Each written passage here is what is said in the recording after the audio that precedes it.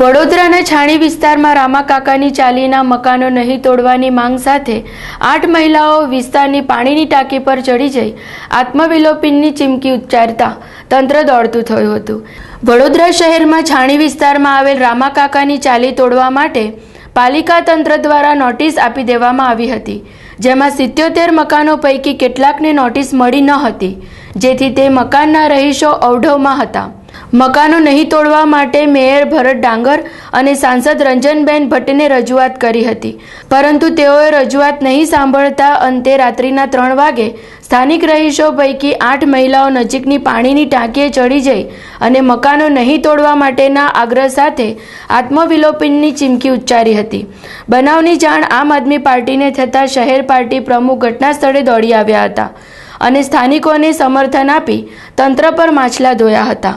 Corporation का अंदर दोनों नेता, दोनों पार्टी कहाँ से पैसा मिले, किस गरीब आदमी का मकान तोड़े, सिवा कोई इसका कोई सोच तो है नहीं। पैसा के सिवा सुबह उठ के कॉरपोरेशन में जो भी नेता जाता है सिर्फ पैसा कहाँ से निकालने की वही सोचे, नहीं है तो ये गरीब का दिन ये नहीं आएगी। आज जो ऊपर चढ़ना पड़ा इससे पता चलता है बड़ौदा का कॉरपोरेशन नहीं चल रहा है, फेल है। इसको नीति हो, निजायती हो तो मेयर को राजीनामा दे देना चाहिए। और दूसरे, और तू बड़ौदा के अंदर गरीब आदमी का वो दशा है इसी तरह से चालू हो गया।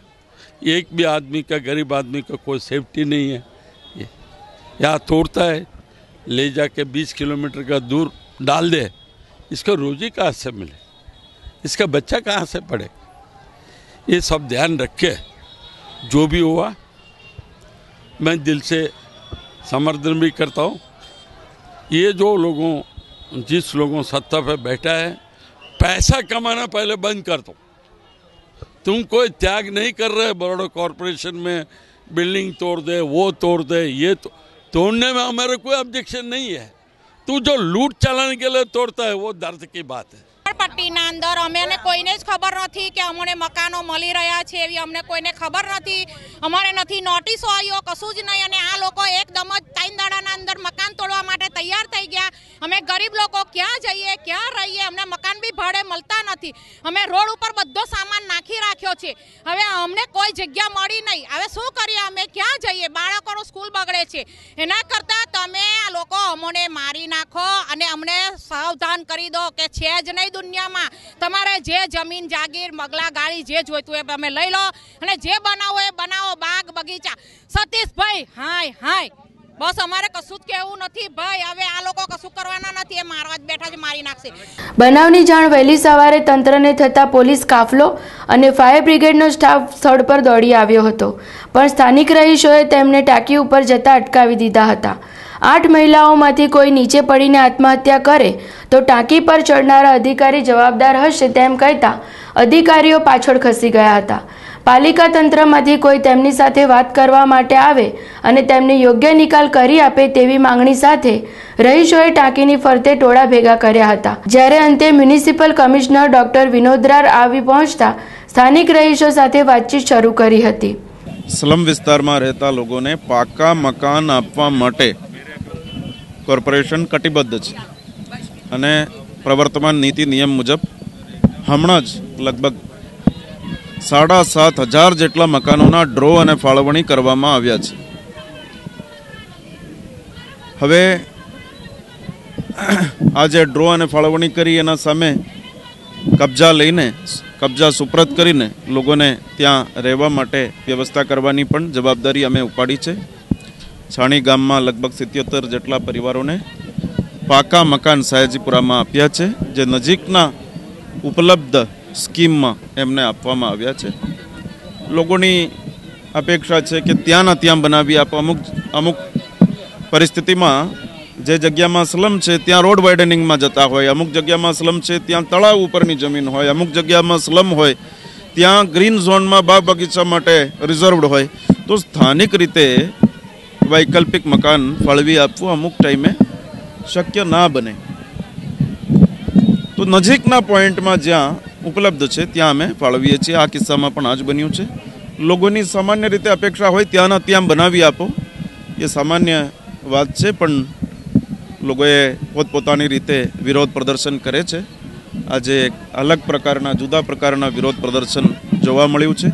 અમે એમને શાંતિથી સમજાવવાનો પ્રયત્ન કરીએ છીએ અને સમજાવીને સહયોગથી આ પ્રશ્નના ઉકેલ લાવશું। કેટલાક સમયથી નોટિસ આપી છે, એમને ડ્રોમાં મકાન ફાળવી આપ્યા છે, પ્રક્રિયા પૂરા કરવા માટે લખિતમાં જાણ કરી છે। એટલે સામાન્ય છે કે વિરોધ કરીએ તો અમુક આક્ષેપો કરે, પણ આ બધી સાચી વસ્તુ નથી। અને છતાંય પણ આજે વિરોધ પ્રદર્શન થયું છે, એટલે વિશ્વાસમાં લઈને શહેરના હિતમાં આગળના કાર્યવાહી કરીશું। સ્થાનિકોને છાણી વિસ્તારથી દૂર સયાજીપુરા વિસ્તારમાં આવાસ આપવામાં આવ્યા હતા, જે આવાસમાં લાઇટ પાણીની વ્યવસ્થા નહીં હોવાની રજૂઆત સ્થાનિકોએ મ્યુનિસિપલ કમિશનર સમક્ષ કરી હતી।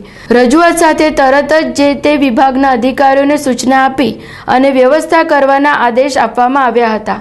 જે પરિવારો આવાસના લાભથી વંચિત રહ્યા છે તેમને પણ સમાવિષ્ટ કરી દેવાની ખાતરી આપતા મહિલાઓને નીચે ઉતારી લેવામાં આવી હતી।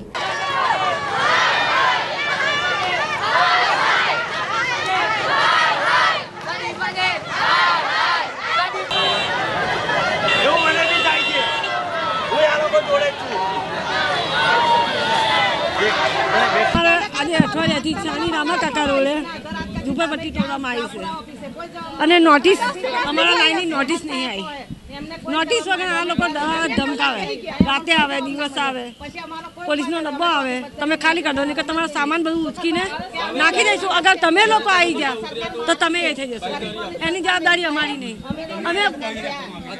અમે રાત્રે આજનો દિવસ લાસ્ટનો દિવસ કીધો, હવે અમે 8 દિવસથી ભૂખા છે, નહીં મજૂરી, નહીં છોકરાનું ભણતર બગડ્યું, કશું એ થયું નહીં અને આ લોકો અમારી સહાયતા કરતા નથી। એ કારણ અમારા પગલું બન્યું। રંજનબેન ત્યાં ગયા, એક બાજુ સરકાર એવું બોલે છે કે ગરીબો અને બાળકોને ભણાવો, અમારી ગરીબો શું ભણાવે? આ અમારી હાલત જોઈ છે।